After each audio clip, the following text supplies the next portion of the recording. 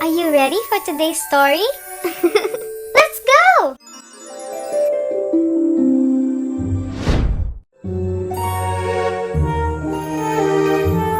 My bedtime stories.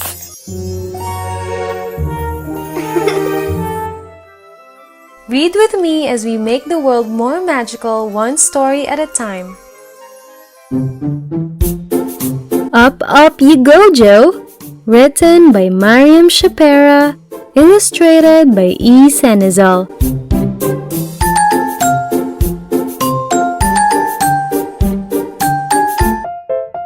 Late one evening, after he had finished composing his freestyle music, Joe felt proud. His music consisted mainly of half notes, quarter notes, and eighth notes. Time to get ready for bed, his mother called. After a strong windy night, Joe hopped out of bed, excited to play on his piano. He stared at his music sheet. What happened to my music? He thought. His music sheet was still on the stand but without the notes. He searched all over the house, but no notes could be found. I'm sure you remember your music. You can just write it again, said his mother. His father thought of something that might cheer Joe up. He suggested they go to the local fair which was visiting town that weekend. At the fair, Joe refused to go on any of the rides. There were many balloons of different colors and shapes. Joe had an idea. Mom, Dad, can I please buy 10 balloons? He asked eagerly. 10 balloons? Asked his mother. Whatever for? Could my musical notes have flown out through the window and traveled up into space? Joe thought. Last night, I think my music have flown out of my room and up into space. I can use those 10 balloons to fly up to space and bring them back. Joe replied hastily. His parents agreed to the plan.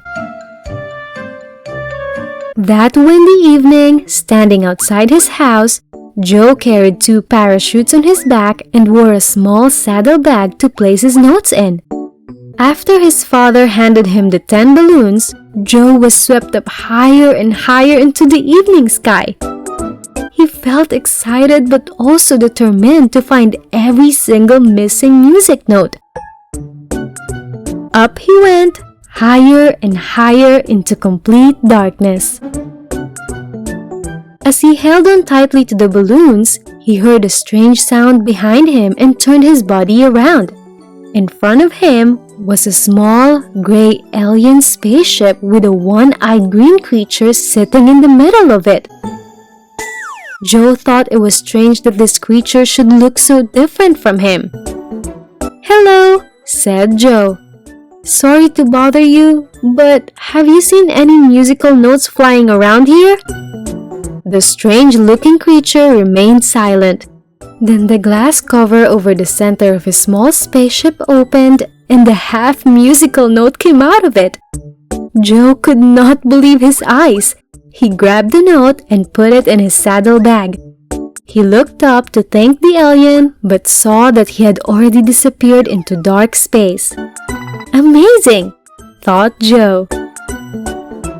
Just then, he heard a rumbling sound growing louder and louder. Straight ahead of him, he could see a dark, rock-like object flying closer and closer to him. Balanced on the asteroid, he saw another one of his lost notes. It was an eighth note. Joe's eyes popped wide open with excitement.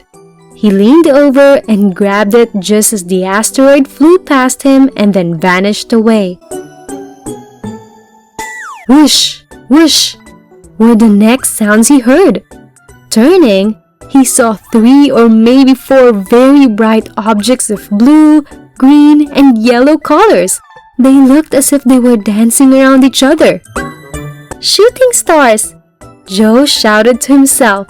He headed in their direction. As he got closer, he saw a few more of his notes, one on each of the stars. They were all quarter notes. He could also feel the heat from the shooting stars soaring towards him. He grabbed his notes quickly. being careful not to burn his hand. Beautiful, he thought. Joe knew all his planets very well, but famous Saturn was the most beautiful of them all. Wow! Those rings look like 100 rainbows around the gas planet, he thought. Still holding his balloons, Joe flew closer to the rainbow rings. He could see they were actually made of rainbow-colored rocks, and there he saw 2 of his notes. These were quarter and 8 notes. He grabbed those also. By now, Joe was feeling tired. He was about to drift off to sleep while still holding his balloons when he heard a loud thundering boom. Joe opened his eyes wide and looked around. He could no longer see Saturn but a white rocket. The rocket soared closer and closer and the small door on its side opened. Joe could see an astronaut in a white suit smiling and waving at him. The astronaut's large arms stretched out and grabbed Joe's hand and pulled him inside the small rocket. Once inside, Joe let go of his balloons. He watched them drift out of the rocket and become smaller, eventually turning into many dots in space. The rocket door closed behind Joe. He looked around and saw buttons and computers on all the walls. The astronaut smiled, opened a large drawer, pulled out a quarter note and 2 8 notes, and then handed them to Joe. "Joe, darling, are you awake?" Joe's mother asked. Joe, lying in his bed, slowly opened his eyes. "Where am I, Mom?" asked Joe. "You are home, of course, dear," replied his mother. Joe looked around at the familiar sight of his room. He got out of bed and slowly stood on his feet. "Breakfast is ready," said his mother.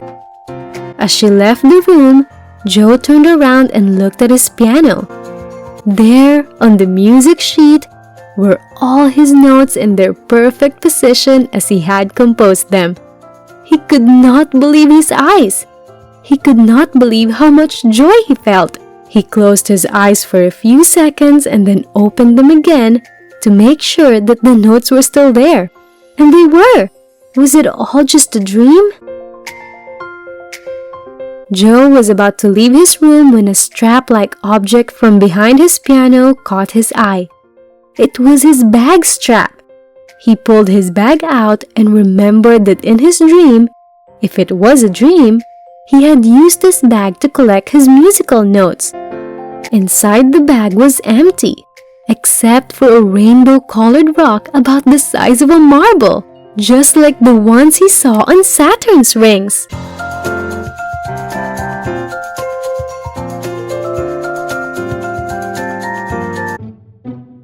Thank you so much for staying and reading with me until the end. Please give this a thumbs up if you enjoyed this and share it with your friends so we can all read along together. See you on our next one. Bye!